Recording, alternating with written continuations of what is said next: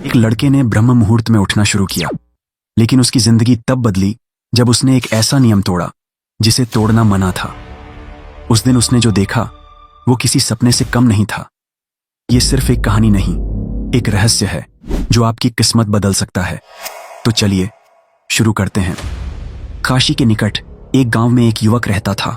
उसका नाम था आरव। आरव जन्म से ही बहुत होनहार था। बचपन में वह तीव्र बुद्धि वाला, सबका प्रिय और अत्यंत प्रतिभाशाली था। उसकी मां कहा करती थी कि वह एक दिन कुछ महान कार्य करेगा। लेकिन जैसे जैसे समय बीतता गया, आरव में एक दोष उत्पन्न हो गया। उसे सुबह जल्दी उठना बहुत कठिन लगता था। वह रात भर जागता, फिल्में देखता, मोबाइल चलाता या बस यूं ही बिस्तर पर करवटें बदलता। सुबह जैसे ही सूरज की पहली किरण खिड़की से अंदर आती, वह तकिए में मुंह छुपा लेता और उठने का नाम तक नहीं लेता। पहले माता पिता ने सोचा किशोरावस्था है, सुधर जाएगा, परंतु वह आदत धीरे धीरे उसकी प्रकृति बन गई।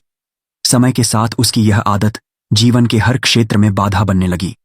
स्कूल में वह सबसे पीछे रहने लगा, कॉलेज में उसका मन नहीं लगता और जैसे ही पढ़ाई खत्म हुई वह बेरोजगार रह गया। उसके सारे मित्र एक एक कर सफलता की सीढ़ियां चढ़ते गए। कोई सरकारी अफसर बना, कोई इंजीनियर, कोई विदेश चला गया, लेकिन आरव वहीं का वहीं रहा, थका हुआ, हारा हुआ और हमेशा यह कहते हुए कि मेरी किस्मत ही खराब है। आरव के पिता सुरेश बाबू एक सीधे साधे और अनुशासित व्यक्ति थे। वे हर सुबह 4 बजे उठ जाते, नित्य कर्म करते, पूजा पाठ करते और अपने खेतों के काम में लग जाते। उन्हें बेटे की यह स्थिति अंदर से खाई जा रही थी, पर उन्होंने कभी जोर जबरदस्ती नहीं की। वे चाहते थे कि आरव स्वयं जागे, समझे और सुधरे।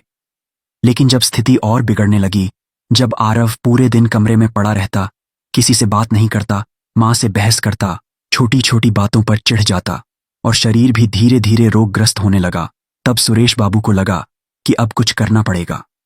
एक दिन गांव में यह चर्चा आई कि पास के पहाड़ी क्षेत्र में एक सिद्ध सन्यासी पधारे हैं। लोग कह रहे थे कि वह साधु किसी को भी देखकर उसका दोष बता सकते हैं और उसका मार्गदर्शन भी करते हैं। सुरेश बाबू को जैसे एक आशा की किरण दिखी। वह अगले ही दिन पहाड़ की ओर निकल पड़े और दोपहर तक आश्रम पहुंच गए। साधु महाराज ध्यान में लीन थे। जब ध्यान टूटा तो सुरेश बाबू ने प्रणाम किया और कहा, महाराज, मेरा एक ही पुत्र है, पर वह जीवन से हार चुका है।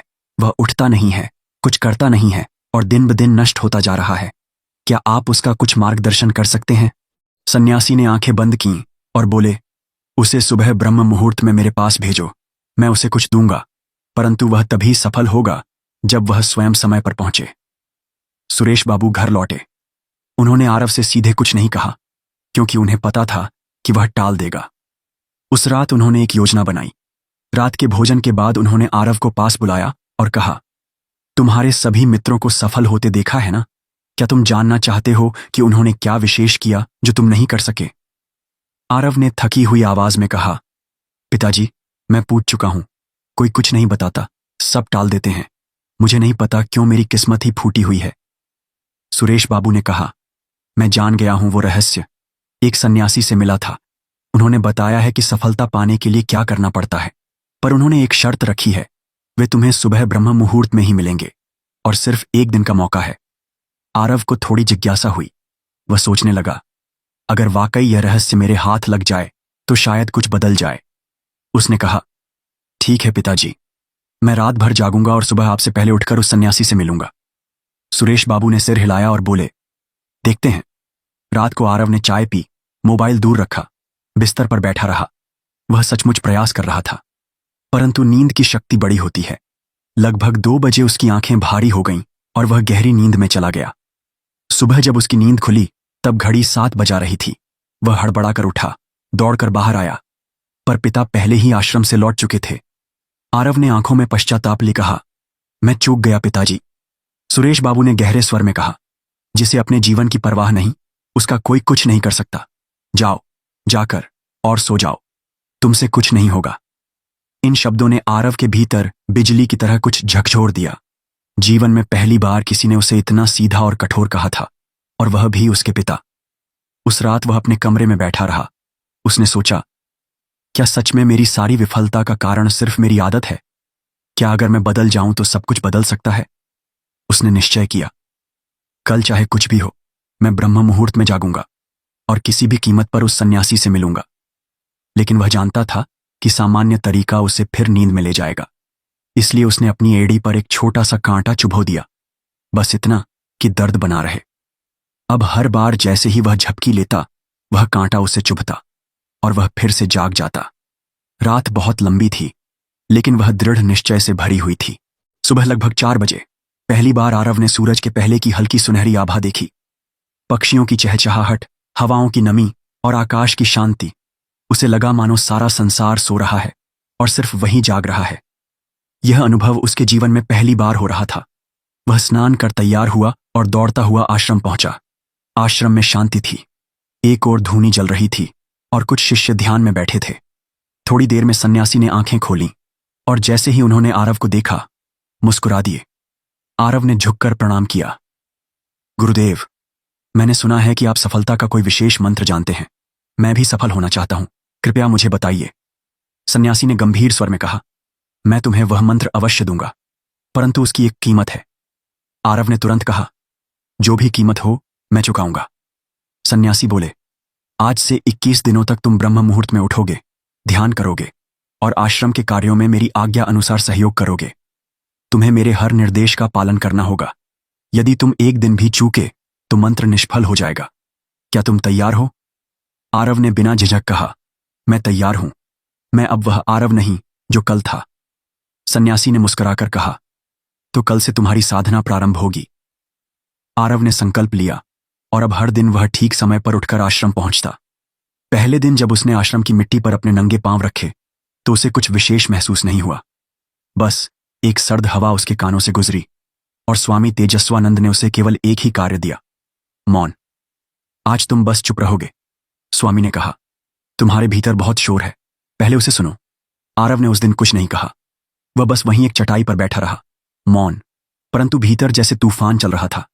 पुराने दृश्य, यादें, पछतावे, डर और आलस्य की छाया, सब कुछ उठ उठ कर आ रहा था। वह घबराया लेकिन कुछ कह नहीं सकता था, और शायद यही पहली साधना थी। दूसरे दिन उसे जल लाने भेजा गया, दूर नदी से। सुबह की शीतलता में जब नीला आकाश धीरे धीरे उजाला पी रहा था, आरव ने अपने भीतर हल्कापन महसूस किया, जैसे कोई अदृश्य बोझ उतरता जा रहा हो। ऐसे ही 7 दिन बीते। आरव अब हर दिन समय पर जागता, नहाता, एक दीपक जलाकर ध्यान करता और फिर गुरु के पास जाता। परंतु 7वें दिन रात को वह थक गया। शरीर में दर्द था और मन में थोड़ा सा गर्व भी। अब मैं बदल गया हूं, उसने खुद को थोड़ी छूट दे दी। उस रात जब अलार्म बजा, उसने उसे बंद किया और बुदबुदाया, बस आज नहीं। नींद ने फिर से उसे खींच लिया। सुबह जब उसकी आंखें खुलीं, घड़ी ब्रह्म मुहूर्त को पार कर चुकी थी। वह भागा, घबराया और दौड़ता हुआ आश्रम पहुंचा। स्वामी जी वहीं एक पीपल के नीचे ध्यान में बैठे थे। आरव उनके चरणों में गिर पड़ा। उसकी आंखों में आंसू थे। माफ कीजिए, मैं फिर से हार गया। स्वामी ने उसकी ओर देखा, न कोई गुस्सा, न निराशा, बस एक शांत स्वर में बोले, हर बार गिरना बुरा नहीं, लेकिन गिरकर उठने का साहस ना करना, यही असफलता है। फिर से शुरू करो। याद रखो, असली शक्ति लगातार प्रयास में है, न कि एक दिन की सफलता में। आरव की आंखें भर आईं। उसने प्रणाम किया और उसी क्षण से फिर से संकल्प लिया, इस बार हार नहीं मानूंगा। अगले दिन जब वह गुरु के पास पहुंचा तो पहली बार उसने प्रश्न किया, गुरुदेव, यह ब्रह्म मुहूर्त क्या है? इसमें ऐसा क्या है कि जीवन ही बदल जाए? स्वामी मुस्कुराए, यह प्रश्न ही तुम्हारी जागृति का संकेत है। सुनो, रात्रि 4 भागों में विभाजित होती है, रुद्रकाल, राक्षस काल, गंधर्व काल और मनोहर काल। ब्रह्म मुहूर्त गंधर्व और मनोहर काल के बीच आता है, लगभग सूर्योदय से 96 मिनट पहले। इस समय आकाश में सत्व की प्रधानता होती है, वायु स्थिर होती है और पृथ्वी की नाड़ी शुद्धतम अवस्था में होती है। इस समय में की गई साधना, प्रार्थना, ध्यान, ये 10 गुना फलदायी होती है। शरीर और मन के बीच का आवरण पतला हो जाता है और आत्मा अपनी मौलिक शक्ति को छू पाती है। ब्रह्म मुहूर्त में उठना कोई नियम नहीं, यह आत्मा के साथ संवाद का समय है। आरव ध्यान से सुन रहा था। उसकी आंखों में कुछ चमकने लगा था। स्वामी ने फिर कहा, तुम्हें अब मैं ध्यान की विधि सिखाऊंगा, जो तुम्हें अगले 21 दिन तक करनी है। प्रक्रिया आरंभ हुई। हर सुबह उठते ही वह सबसे पहले मौन हो जाता, फिर तांबे के लोटे में रखा जल पीता, जो रात भर खुले आकाश के नीचे रखा गया होता। उसके बाद वह स्नान करता, ठंडे जल से, फिर चटाई पर बैठकर रीढ़ को सीधा करके आंखें बंद करके अपने आज्ञा चक्र पर ध्यान केंद्रित करता, सांसों को धीमा करता और फिर भीतर जाकर एक मंत्र दोहराता, सोहम सोहम। हर दिन वह यही प्रक्रिया करता। पहले कुछ दिन मन भागता रहा, विचार आते, ये क्या कर रहा हूं, क्या फायदा, फिर से पुराने जैसा ना हो जाऊं। लेकिन उसने खुद को साधा। स्वामी ने एक दिन उसे बताया, जब तुम सुबह उठते हो तो तुम्हारा मस्तिष्क अल्फा और थीटा तरंगों में होता है। यही वह समय है जब तुम सबसे अधिक ग्रहणशील हो। इस समय अगर तुम संकल्प दो तो वह मन और चेतना में सीधे अंकित हो जाता है। यही समय मंत्र सिद्धि और संकल्प सिद्धि के लिए सर्वोत्तम है। जब तुम ब्रह्म मुहूर्त में सांस रोकते हो तो तुम्हारी चेतना और शक्ति भीतर स्थिर होती है। वही स्थिरता तुम्हारी इच्छाओं को शक्ति देती है। आरव ने यह सब अनुभव करना शुरू किया। 10वें दिन उसे पहली बार ध्यान में एक अजीब सी शांति का अनुभव हुआ, जैसे किसी ने उसके सिर पर हल्का हाथ रखा हो। 15वें दिन उसकी चाल में एक स्थिरता आने लगी। 20वें दिन उसका चेहरा चमकने लगा और 21वें दिन जब उसने ध्यान खोला वह रो पड़ा। लेकिन अब यह रोना ग्लानि का नहीं, आनंद का था। उसने पहली बार जीवन को बिना शोर के देखा था, भीतर से। स्वामी उसके पास आए और बोले, अब समय आ गया है उस मंत्र को जानने का जिसकी तलाश में तुम आए थे। आरव ने कहा, गुरुदेव, मैं अब कुछ नहीं चाहता, जो पाया है वह पहले ही बहुत है। स्वामी मुस्कुराए, और यही सबसे बड़ा मंत्र है। तुम्हारे मन में जो परिवर्तन आया वह किसी शब्द से नहीं, तुम्हारे अभ्यास से आया है। तुमने ब्रह्म मुहूर्त को जिया है। वह मंत्र, वह शक्ति, वह साधना सब तुम्हारे भीतर है। सफलता कोई बाहरी वस्तु नहीं, वह तुम्हारी दिनचर्या में छिपी होती है। जो समय को साधता है वह जीवन को साध लेता है। आरव ने उनके चरणों में प्रणाम किया। उसने कहा, मैं जीवन भर ब्रह्म मुहूर्त का पालन करूंगा। ये मेरी नई सुबह है और मैं अब सोऊंगा नहीं। तो मित्रों, अब यह कथा उन सभी के लिए एक दीपक बन चुकी है जो अंधकार से प्रकाश की ओर चलना चाहते हैं। आप भी एक बार ब्रह्म मुहूर्त में जागकर देखिए। आप पाएंगे आपकी किस्मत धीरे धीरे खुद बदलने लगेगी, क्योंकि परिवर्तन आपके बाहर नहीं, आपके भीतर छुपा हुआ है। ब्रह्म मुहूर्त सिर्फ एक समय नहीं, बल्कि एक दरवाजा है उस जीवन के लिए जिसकी आप कल्पना भी नहीं कर सकते।